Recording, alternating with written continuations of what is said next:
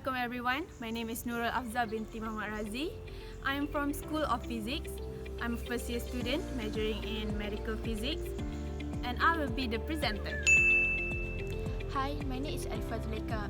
I am a first year student from School of Physics under the program of medical physics and I am the script writer.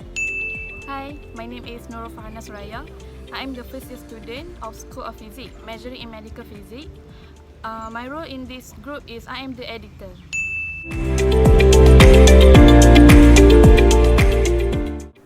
2020 was a breakthrough year for electric vehicles that its sales reached over 2 million globally, with China continues to lead the world in the adoption of electric vehicles.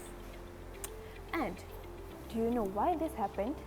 And people starting to go after this innovation?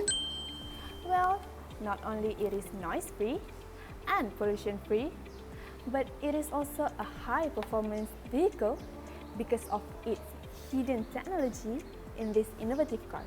Wow! So in this video, I would like to reveal to you the secret behind this invention, which is the motor that applies the concept of electromagnetic. So now, let's move on to the real thing, electromagnetic in electric car. An electric car is a car which is propelled by one or more electric motors using energy stored in rechargeable batteries. Electric cars store energy in their batteries to power the electric motor and be able to move the car. Before I go deeper into our topic today, let's get to know the main components of electric cars. Amazing! We have the traction battery pack, the power inverter, the controller, and the electric traction motor. Inside the battery, there are two terminals or nodes that are made of different chemicals, and these terminals are known as the anode and the cathode. And then there's the electrolyte, which separate these terminals. The electrolyte is there to put the different chemicals of the anode and the cathode into contact with one another in a way that the chemical potential can equilibrate. During the discharge of electricity, the chemical on the anode releases electrons to the negative terminal and also ions in the electrolyte. Meanwhile, at the positive terminal, the cathode accepts electrons and thus is completing the circuit for the flow of electrons, converting stored chemical energy into useful electrical energy. And that's what generates an electric current. But how do they move? Back in the early 1800s, everybody was screwing around with electricity and the resulting currents. So it wasn't long before people realized wrapping wires and sending currents through them actually generated magnetic fields. The motor or the induction motor consists of two parts, the rotor and the stator. The rotor is a series of conduction bars short-circuited by end rings. A three-phase AC power is given to the stator. This alternating current produces a four-pole rotating magnetic field. The electricity running through the stator induces current on the rotor's metal bars. Just like the magnet can attract or repel to cause the movement, the rotating field of the stator causes movement in the now charged rotor. The speed of the rotor is determined by the frequency of the AC current through the stator. When you hit the gas, you are actually increasing the frequency of the AC current. An inverter switches the direct current from the batteries to an alternating current to drive the motor.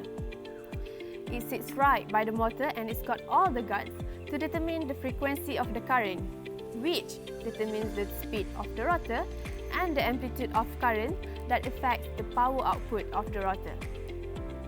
The only points of contact are the bearing that keeps the rotor in place.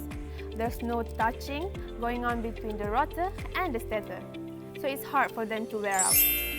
Amazing! Unlike conventional engines that convert up and down or side-to-side motion of the pistons to rotational movement, the induction motor produces exclusively rotational force, which means almost all that can be turned to forward motion when the wheels hit the road. Well, one of the biggest electric cars distributor, Tesla, says that their biggest concern discharging all that energy and spinning the rotors at 18,000 RPM is heat. So most of the components, including the motor, the frequency drive, and the battery, are liquid cooled, so they don't overheat. Now, let us understand how a battery works. You can't store electricity, but you can store electrical energy in the chemicals inside the battery. Battery plays the role of a tank. They store energy, which will be converted later into some mechanical motion. The high voltage battery, which is the heaviest electrical component of the car, is located very low below the passengers.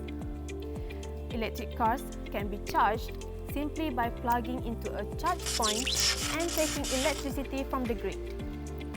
They store the electricity in rechargeable batteries that gives power to the electric motor, which turns the wheels. Well, as we are discussing about the electric cars, we have discovered that electric car is almost a perfect car. However, for every invention, there will always be their pros and cons. So let's get to know the advantage of electric cars. Electric cars are known as environment friendly since they are using electricity, so they have no emission into the air. And of course, this is a smart way of helping to achieve cleaner and fewer greenhouse gases. Not only that, electric cars also run very quietly, especially when running fully on battery power. In some states, legislators have considered requiring electric cars to have noisemakers installed. Amazing! To let pedestrians know they are coming. Other than that, we know that electric cars produce electromagnetic radiation. Oh no! But all of this radiation are still way below official limits in short, and it's still not too bad that may cause harm to you. There are a few disadvantages of electric cars.